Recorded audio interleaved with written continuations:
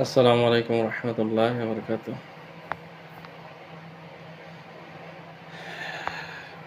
মনের ভিতর জমে থাকা কিছু কথা বলতে চাই আপনাদের সাথে। আমরা এমন একটা দেশে বসবাস করি, যেখানে আপনি চিন্তা করেন প্রত্যেকটা লোকে দাবি করে কি বাংলাদেশের 95% মুসলমান। 95% মুসলমান প্রত্যেকটা লোকে দাবি করে, অথচ বাস্তবতা কি বলে আপনি দেখেন। 95% লোকই নামাজ পড়ে না বাংলাদেশের। আর যে নামাজ না পড়ে,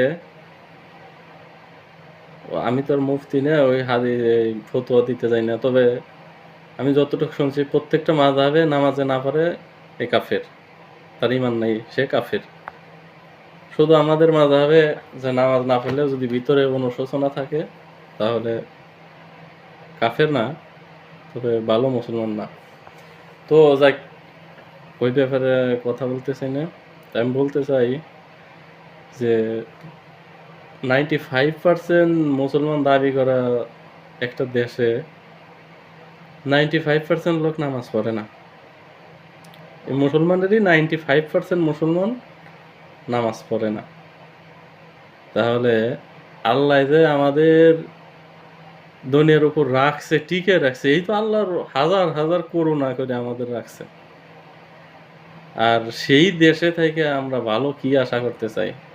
ভালো কিছু আশা করা মানে বোকামি, এছাড়া আর কিছুই না। যে দেশে মানুষ একটা সিগারেটের লেগে একজনের পিছে ঘুরতে পারে, তো ওই দেশে ভালো কি করবেন আপনি? মানুষের ঈমান আমল যতদিন ঠিক না হয়, অতদিন পৃথিবীর কোনো দেশেই শান্তি হবে না। যতগুলা খ্রিস্টান রাষ্ট্র আছে কিংবা অন্যান্য বিধর্মী রাষ্ট্র আছে, এরা তো বিশ্বাসই করে না আল্লাহকে, তো ওদের তো সিস্টেমই আলাদা।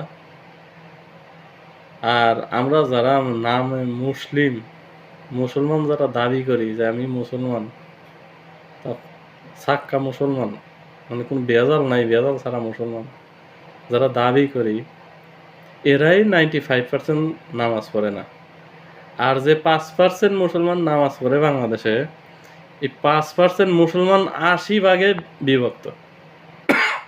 এখন আপনি বোঝেন এই দেশ যে আল্লাহ যে টিকে রাখছে, এই তো অনেক কিছু।